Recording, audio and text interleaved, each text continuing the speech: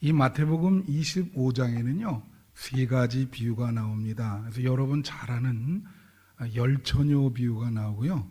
그 다음에 달란트 비유가 나오고, 오늘 읽어드린 본문을 우리가 뭐라 하냐면 양과 염소의 비유라, 그렇게 이야기를 해요. 근데 이 세 비유에 공통점이 있습니다. 그것은 종말과 천국을 준비하는 그 신앙, 그거를 이야기하고 있어요. 종말은 이 세상의 마지막도 되지만 여러분의 개인적인 종말은 이제 죽음이죠. 죽음 이후에 천국을 준비하는 그러한 삶을 이 세 비유가 말씀하고 있는 것입니다. 그래서 이 세 비유를 이렇게 말씀을 드리면, 우선 본문에서 믿음에 대해서 이야기하기를, 믿음이라고 하는 것은 천국을 준비하는 삶이다. 여러분, 믿음은 우리가 천국을 준비하는 것이 믿음 생활이에요. 그렇죠? 그래서 이제 중요한 것이 뭐냐면, 우리가 천국에 가야 되는데 그것은 예수를 믿을 때만 갈 수 있어요. 성경에 보면은 예수 이외에 다른 어떤 존재도 우리에게 구원할 그러한 분을 주지 않았다, 그렇게 나와 있습니다. 그래서 우리가 예수를 믿어야 천국을 가는데, 여러분 예수를 믿으시죠? 네. 그러면 예수를 믿는 것은 어떤 한 번 믿고 끝나는 게 아니라는 거예요. 쉽게 말하면 이게 정적인 게 아니고, 예수를 믿는 그 상태에서 스탑된 게 아니고, 이것은 동적인 것으로 매일매일의 생활이 예수를 믿는 생활이 돼야 된다는 것이죠. 그러니 매일매일의 생활이 예수를 믿는다는 것은 예수님을 매일매일 일상생활에서 만나는, 매일매일 예수를 만나는 그러한 생활이 바로 믿음 생활이다. 마치 우리가 예수 믿는 거를 예수님과 결혼했다 그러잖아요. 신랑 되신 예수님과 결혼 생활하면 부부가 같이 살죠. 그런 식으로 예수님을 매일매일 만나는 것이 믿음 생활이고, 그러한 믿음을 가져야 우리가 천국에 갈 수 있다고 하는 거예요. 여러분 오늘 예배드리러 나왔잖아요. 이 예배드리러 나온 이유도 예수님을 만나기 위해서 나온 줄로 믿습니다. 그죠? 여러분, 미국에 워런 버핏이라고 하는 사람이 있어요. 이 사람은 투자의 귀재예요. 그래가지고 투자를 통해서 어마어마한 돈을 벌었고, 지금 그분이 가지고 있는 돈이 한 40조 원 정도 됩니다. 그런데 이분이 2019년부터 어떤 일을 했냐면, 1년에 한 번 나를 만나서 점심 식사를 하고, 나를 만나기 위해서 이제 돈을 경매를 붙여요. 그래서 나를 만나면 점심 식사를 하면서 내가 투자를 어떻게 하는지 기술을 가르쳐 주겠다, 그렇게 얘기를 한 거예요. 그래가지고 사람들이 이제 2019년부터 그 워렌 버핏을 만나기 위해서 이제 돈을 이렇게 액수를 넣습니다. 그래서 여러분 그 액수가 얼마냐면요, 지난 마지막으로 만날 때 그 워렌 버핏을 만난 사람이 얼마를 지불을 했냐면 434억 원을 지불을 했어요. 좀 놀라세요. 그 투자의 기술을 얻기 위해서 434억 원을 지불을 한 거예요. 그 사람과 점심 먹으면서 그 투자를 이렇게 하라. 참 대단하지 않아요? 근데 우리는 말이에요, 예수님을 만날 때 예수님은 돈 없이 오라 그러거든. 뭐 돈을 요구하는 것도 아니고, 워런 버핏은 투자의 기술을 가르쳐 주지만 예수님은 여러분을 구원해 줘요. 할렐루야. 돈 없이 만나주면서 예수님은 만나면 여러분을 구원해 준다고. 그러니까 그 예수님을 만나기 위해서 오셔야지. 거기는 투자의 기술이지만 예수님은 우리에게 구원을 주신다고. 그래서 여러분이 일상생활 속에서 예수님을 만나야 되는데 사람들이 말해 예수님 만나는 거를 상당히 추상적으로 생각을 해요. 막연하게 생각을 해. 그래서 내가 여러분에게 여러분 일상생활 속에서 예수님 만나십니까? 그러면 아멘 그래요. 어떻게 만나죠? 예수님 어떻게 만나세요? 그러면 말을 못 하셔. 예수님 만나는 게 그렇게 막연하면 안 되죠. 실제적이 돼야 되고 구체적이 돼야 되고. 내가 늘 말하지만 그런 거를 신앙의 현실성이라 그러잖아요. 신앙이 구름 잡는 게 아니잖아요. 현실에 힘이 있어서 어떤 역할을 해줘야 된다고. 그렇죠? 예수 만나는 것도 그렇게 추상적인 생각을 하면 안 되고 구체적으로 실제적으로 내가 예수를 만날 수 있어야 되는 거예요. 그래서 이 본문의 비유는 우리가 일상생활 속에서 예수님을 어떻게 만나는가 그걸 설명해 주고 있는 비유예요. 예수님 비유는 참 어렵죠. 본문의 비유를 예수님이 한 비유를 한번 잠깐 설명하면 이거예요. 예수님이 뭐라 하냐면 당신을 임금으로 비유하면서 마지막 날 이렇게 도래하시는데 그때 양 같은 성도는 오른편에 염소 같은 성도는 왼편에 이렇게 모아놔서 예수님이 질문을 한다는 거야. 이게 무슨 얘기냐면 내가 줄일 때 이 양 같은 성도들, 구원받는 성도들, 천국 갈 이 성도들에게 뭐라고 말씀하시냐면 내가 줄일 때 너희가 먹을 것을 주었고 병들었을 때 나를 고쳐주었고 헐벗을 때 옷을 입혀주었고 내가 목마를 때 마실 물을 주었고 나그네 되었을 때 거할 집을 이렇게 대접했다.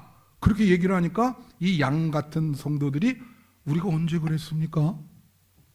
그렇게 얘기를 하는 거예요. 네? 너네 그랬다. 그리고 또 이 악인, 이쪽은 의인이고 이쪽은 악인이에요. 이게 성경 본문에 그렇게 나와 있어요.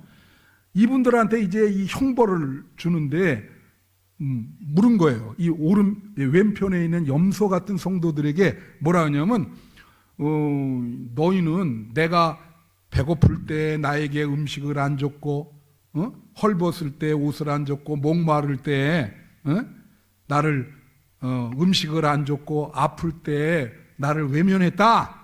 그러니까 이쪽에 있는 악인 성도들도 우리가 언제 그렇게 했습니까? 나 주님을 그런 일이 없습니다. 그렇게 얘기를 하니까 예수님이 뭐라고 얘기했냐면 지극히 작은 자에게 행한 것이 나에게 행한 것이다. 그렇게 얘기한 게 오늘 본문이야. 그럼 우리가 이것을 도덕적으로만 보면 안 돼요. 무슨 선행, 물론 그런 것도 포함되지만 오늘 본문은 구원과 영적인 부분에 대해서 이야기를 하고 있는 거예요. 잘 들으세요. 그래서 몇 가지 예수님을 만나는 방식인데 여러분이 일상생활 속에 누구를 만나죠? 그 만날 때 만난다고 하는 건 되게 중요한 게 뭐예요? 마틴 부버라는 사람이 이런 얘기를 했는데 만남이라는 것은 쌍방적이야. 그래서 내가 그 사람에 대해서 느끼죠. 그 사람도 나에 대해서 느껴요. 만났더니 이 사람 이상하네. 저 사람도 나에 대해서 이상하네. 이게 서로 느낌이 오고 가죠. 그렇지 않아요? 예수님은 우리 신앙의 대상이에요. 근데 여러분이 내가 구체적으로 믿으라는 게 예수님은 살아계신 인격체십니다. 믿으십니까? 그러면 우리가 예수를 만나요. 그럼 우리가 예수님을 느끼죠. 예수님도 여러분을 느끼는 거예요. 그걸 아셔야 돼. 오늘도 예배 드린단 말이에요. 그래서 여러분이 요즘 이 신앙생활을 등한시에 그러면 예수님이 어떤 생각을 갖냐면 제가 요새 왜 날 보기를 싫어하나? 왜 저러지? 예수님도 똑같아. 사람들도 그러잖아요. 관계가 나빠지면 안 볼라 그러고 예수님도 똑같은 거야. 여러분의 신앙생활 게을리하면 쟤가 왜 나를 이렇게 외면할까? 신앙생활도 예수님과의 관계거든요. 그게 쌍방적인 거예요.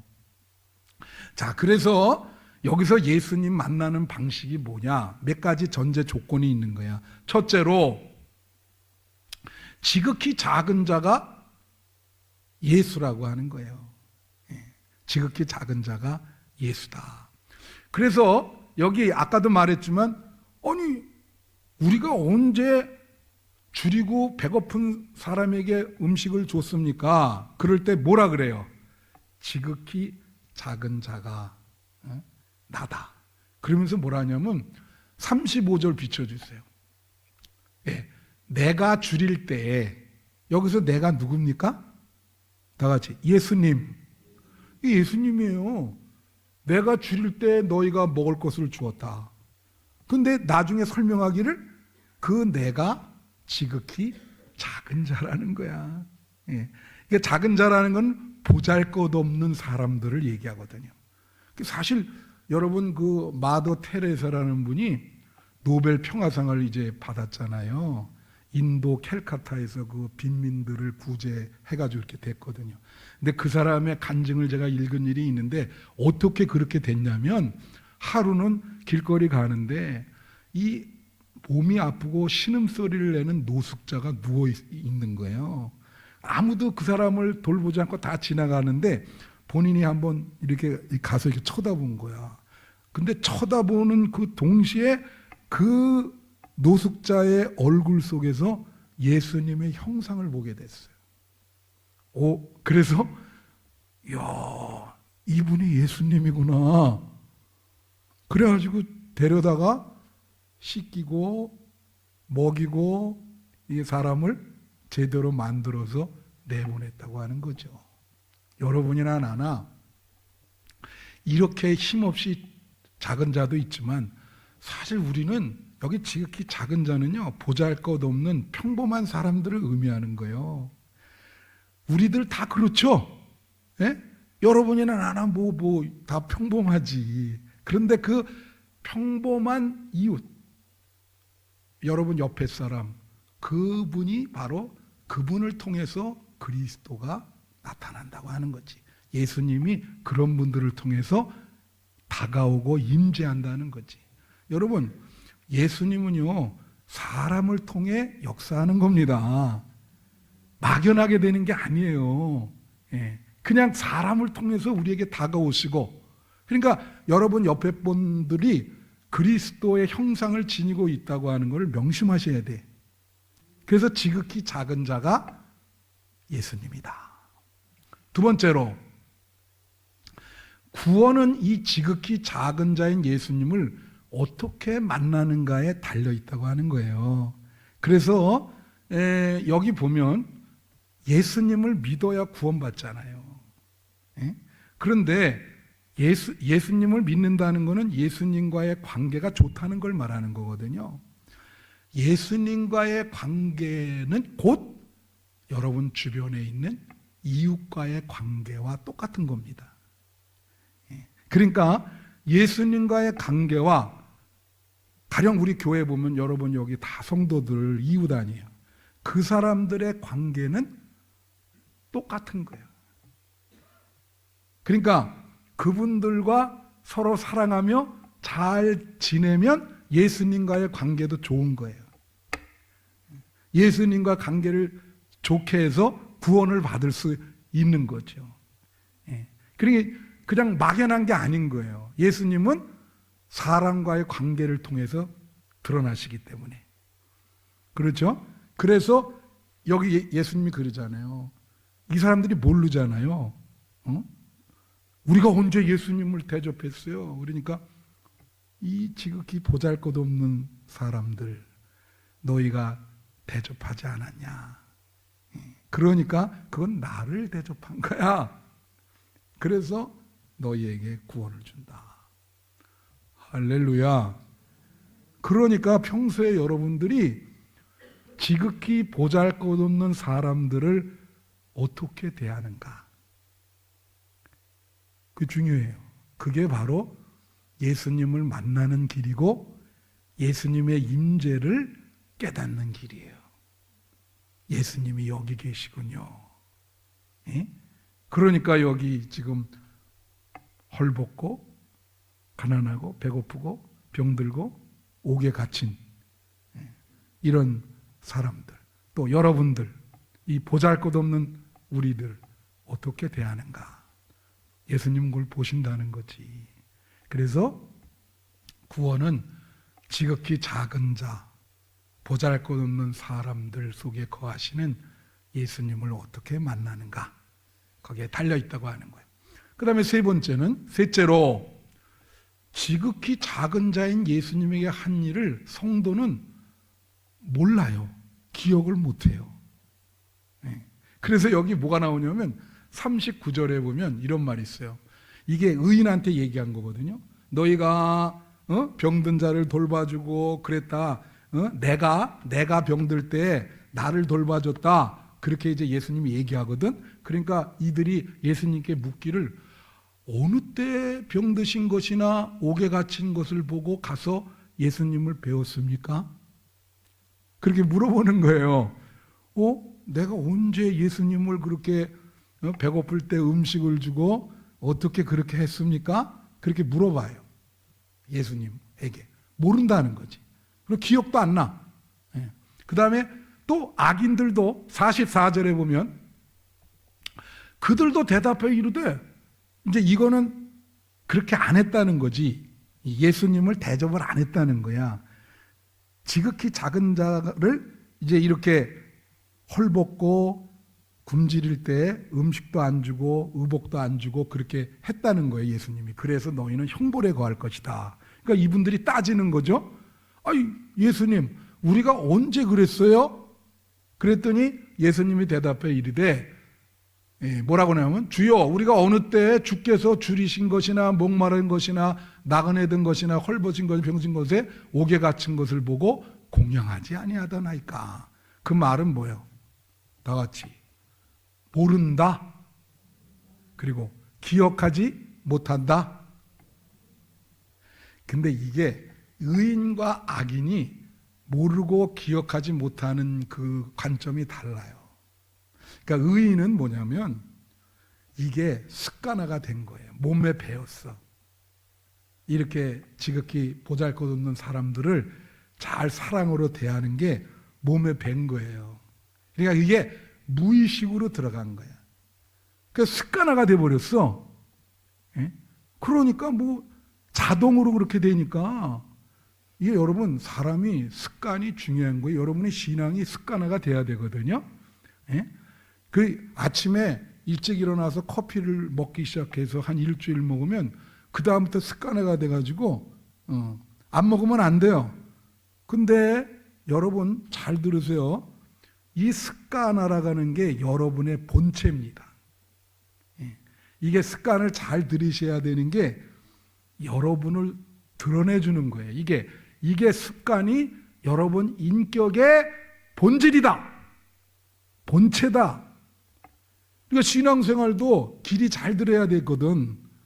이게 습관화가 잘 들지 않으면 신앙생활 어려워요. 그냥 몸만 오는 거지 이 자동이 안 된다고. 그 중국집 배달부가 예수 믿고 교회 나왔거든요.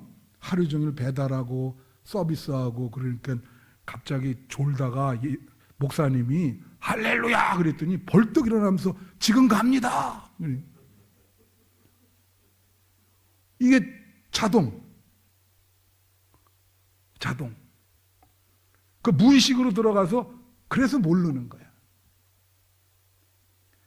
신앙생활이 그렇게 돼야 돼. 여러분 그렇게 되기를 축원합니다. 근데 이 악인도 모르고 기억을 못해요. 이 모른다와 기억 못한다. 이게 중요해. 그 악인은 왜 모를까? 여러분 이게 이제 죄거든요. 죄. 사람들이 죄를 지면은 진짜 모르는 사람, 자기가 무슨 죄를 지는지 모르는 사람들이 있어요. 그리고 또 한 부류는 죄를 지면서 자꾸 모른다 그래. 그래 합리화를 시켜 자꾸. 자기를 합리화시킨다고. 내가 어쩔 수 없어서 그렇게 됐다. 이렇게 자꾸 그렇게 요즘도 뭐 우리나라에 하여튼 신문에 보면 전부 나오는 얘기가 재판하는 얘기예요. 그런데 하여튼 그렇게 되거든. 요즘 이제 그러니까 모른다 이거예요. 여러분 구원을 받으려면 죄에 대한 깨달음이 있어야 돼. 그래야 예수님이 용서를 해주지. 본인이 죄를 인정도 안 하는데 예수님이 어떻게 용서를 해주나. 죄책감을 갖고 있어야 예수님이 손을 내밀죠. 제가 이제 좀 얘기가 따로 되지만 재미나는 말씀 하나 드릴게요. 내가 꼭 설교 때 재미나는 말씀 딱 하나만 하시거든. 근데 배영옥 권사님 거기 이제 워십 댄스를 했어요. 목요일 날 공연을 했어요. 그래가지고 이제 거기를 오라 그래서 이제 갔는데 권사님이 또 이 카드를 주면서 식당을 이렇게 예약을 해놓고 가서 마음껏 먹으라고 그러더라고. 그래서 나는 막 마음껏 먹으려고 막 거기 수육도 시키려 했더니 집사람이 탁 치더니 마음껏 먹으라는 게 더 무서운 거야. 딱 그러네. 그래서 수육을 못 시켰어요. 거기 수육 있고. 그래갖고 거기 뭐 대부분 칼국수인데 그 유명한 집이야. 맛있는 녀석들이 나온 그런 집이라고. 놀라운 일은 뭐냐면 이제 와서 주문을 하는데 내가 주문 중이었거든요. 주문을 반쯤 듣다가 가버려. 봐, 놀라지 않잖아. 이런 일이 일어날 수 있어요? 어이가 없어가지고 여보시오 듣지도 않아. 그래갖고 다시 불러가지고 막 했거든. 그 다음에 뭐 우리가 부족한 게 있잖아요. 그 식당은 놀라운 게 말이야. 이 식당 이름을 대면 안 돼. 그래서 놀라운 건 뭐냐면 이 손님이랑 눈을 안 마주쳐. 뭐 시킬까 봐. 그리고 옆으로 지나가도 여보세요 그래도 못 들은 척. 이게 못 듣는 건지 안 듣는 건지 그냥 지나가. 야, 참 희한한 사람들 다 있네. 근데 그 사람들이 자기가 그런 모습을 알까요? 모를까요? 알아요? 거기 종업원이 3-4명 있어. 다 똑같아. 다 똑같아. 내가 보기에는 아는 사람도 있지만 모르는 사람도 있을 거예요. 내가 이렇게 한다는 거를 몰라. 큰 문제지. 어떻게 구원받을 수 있겠어, 그게. 이제. 여기 지금 모르거든, 이 악인들이. 언제 내가 그렇게 했어? 이런 걸 뭐라 그러죠? 오리발이라 그러는. 근데 언제 그렇게 했어요? 이게 문제지. 그걸 만약에 인식이 안 되면 어떻게 구원을 받아? 용서를 해줄 수가 없죠. 자, 그 다음에 마지막 4번째로. 그런데 예수님은 우리 신앙의 일상생활을 기억한다는 거예요. 우리는 우리가 한 짓을 모르고 기억을 못 하거든? 근데 예수님은 기억을 해. 여러분, 제가 언제 한번 얘기했죠. 우리가 죽을 때 그 죽고 나서 깨어난 사람들 그 얘기가 있다 그랬잖아요. 그걸 책으로 이렇게 냈거든요. 놀라운 거는 죽었다가 깨어난 사람들이 꽤 있어요. 근데 그분들이 하는 공통점 하나가 뭐냐면 자기가 이렇게 죽고 나서 공중에 붕 뜨는데 그때 어떤 게 오냐면은 그 짤막한 순간에 탄생하면서 지금까지의 모든 일들이 스크린처럼 이 필름처럼 지나간대. 그 짤막한 순간에 싹 이렇게.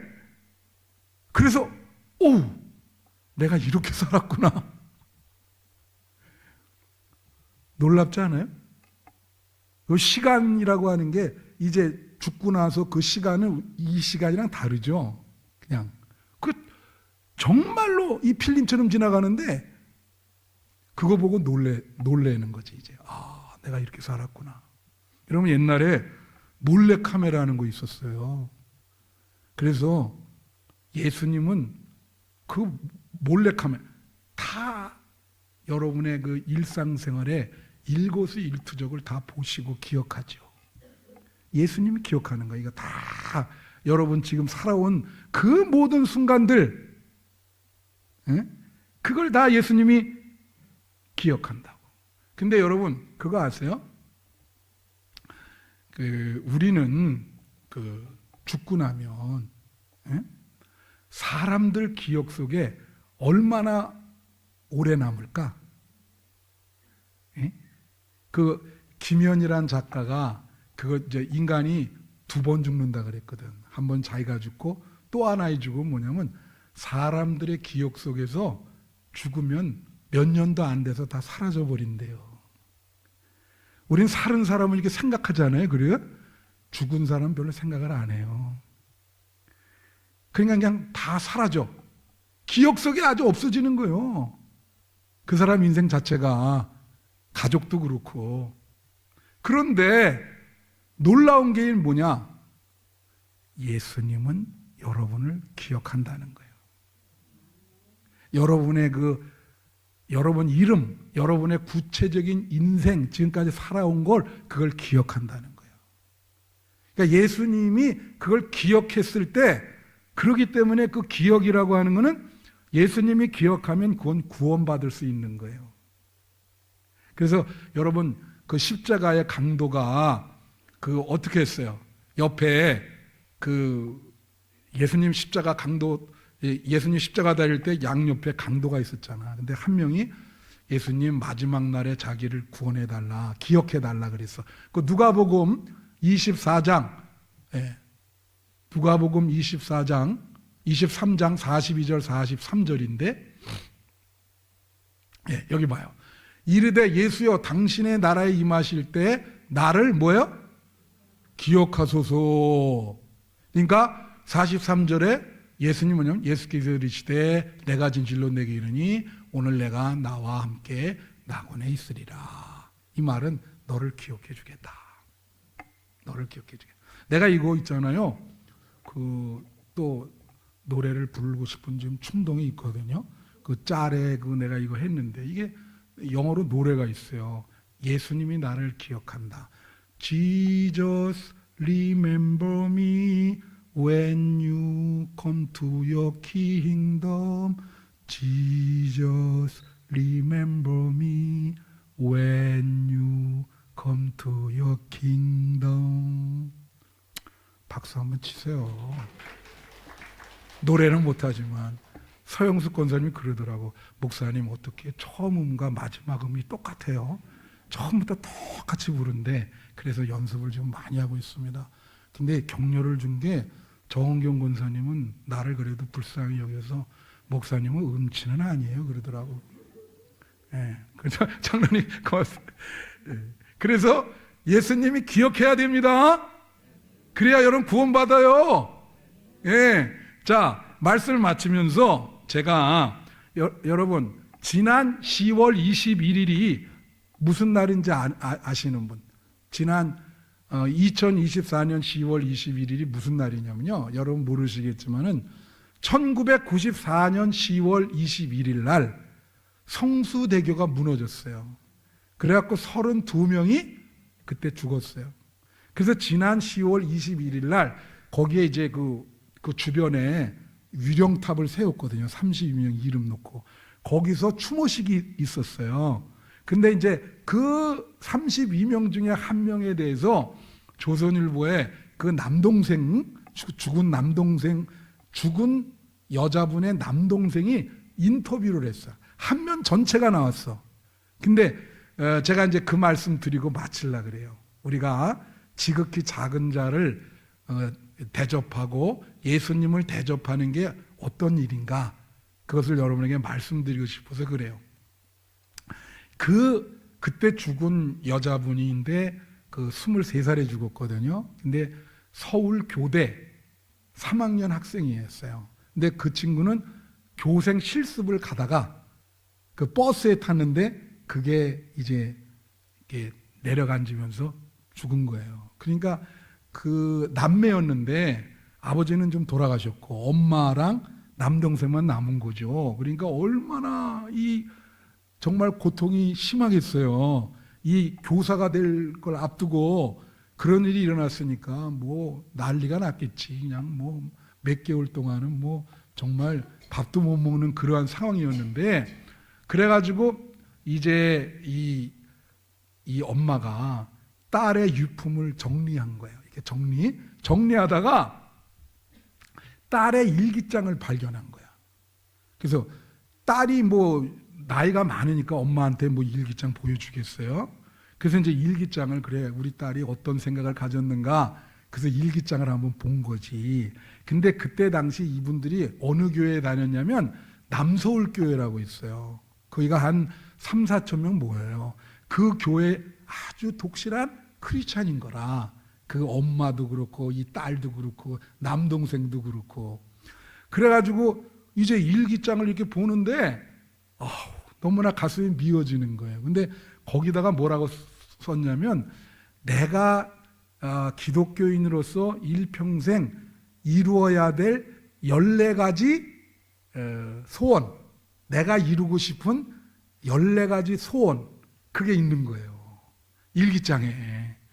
그래서 엄마랑 남동생이 그걸 보고 어떤 생각을 했냐면, 야, 참 이렇게 아깝게 일생을 이렇게 너무 꽃다운 나이에 마쳤는데 우리가 남은 생에 내 딸, 이름이 이승영인데 이 승영이가 이렇게 14가지 소원을 얘기했는데 그걸 이루어주자, 남은 생에.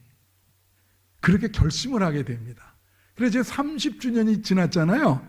그래서 거기에 한 14가지인데 한 8가지인가 그렇게 이루어졌어요. 나머지는 이제 이루어지려고 그러는데, 자, 이 크리스찬인 이 이승영의 14가지 소원이 뭔지 한번 봅시다. 자, 한번 비춰주세요. 첫 번째가 100명 이상 전도하는 거예요.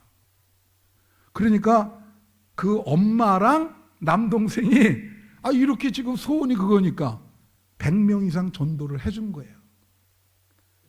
힘들어요? 안 힘들어요? 힘듭니다. 100명 이상 어떻게 전도하겠어요? 여러분은 평생 한 명도 못 하는데. 그죠? 그래서 자기 딸 때문에 목숨 걸고 한 거예요, 저거를. 남동생이랑 같이.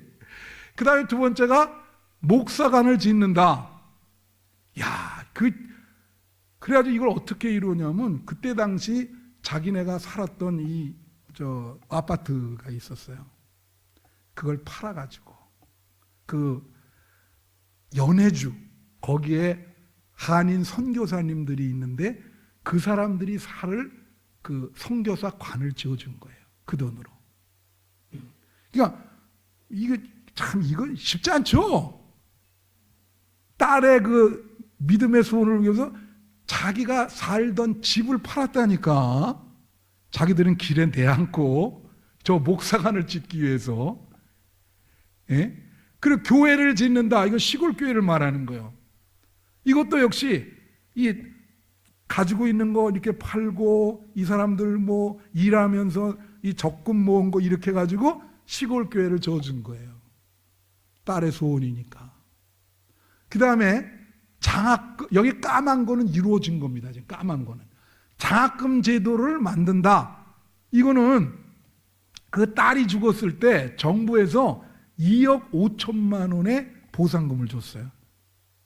근데 그거를 남서울교회에 기탁을 하면서 승령 장학금이라는 걸 만든 거예요. 그래갖고 이 어려운 학생들, 학비를 낼 수 없는 학생들, 혹시 또 신학생, 그런 사람들에게 이거를 좀 주고, 그 이후에도 이제 돈을 계속 거기다 넣은 거죠.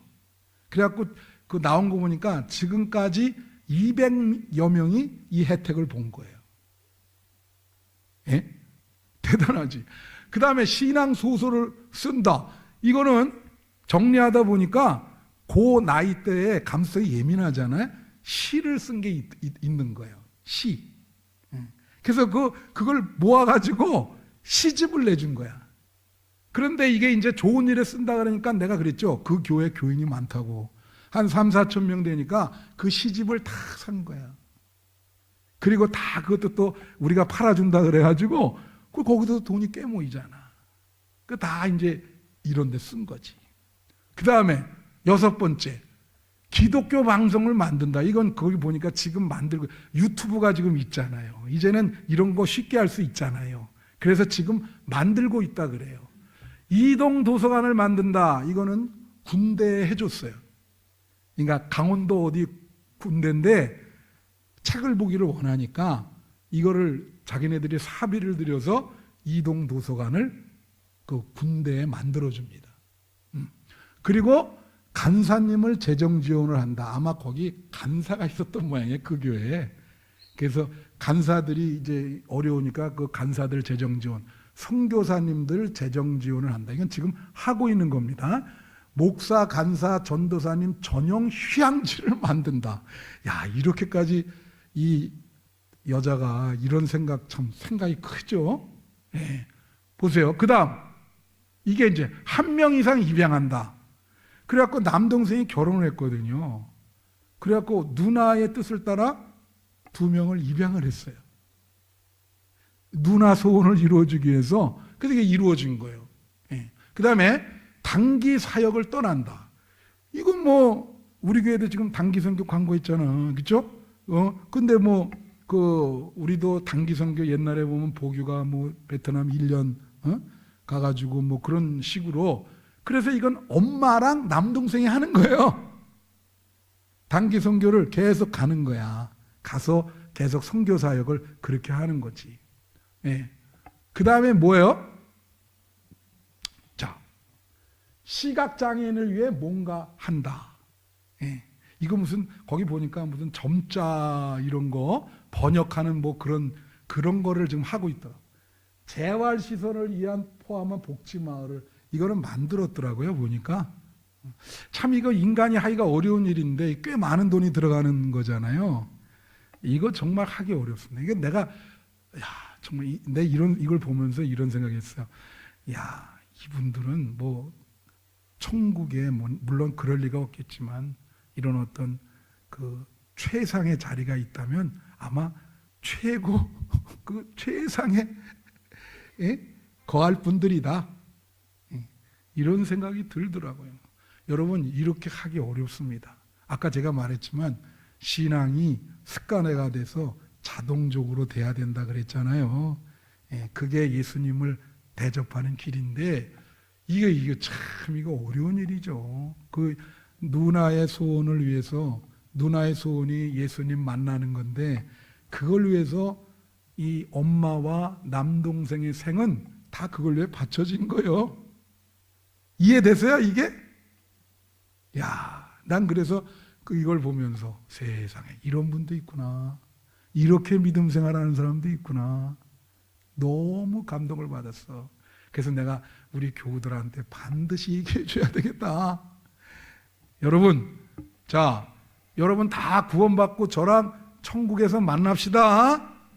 그러면 지극히 작은 자들, 보잘것 없는 사람들 속에 나타나시는 그 예수님을 잘 대접하세요.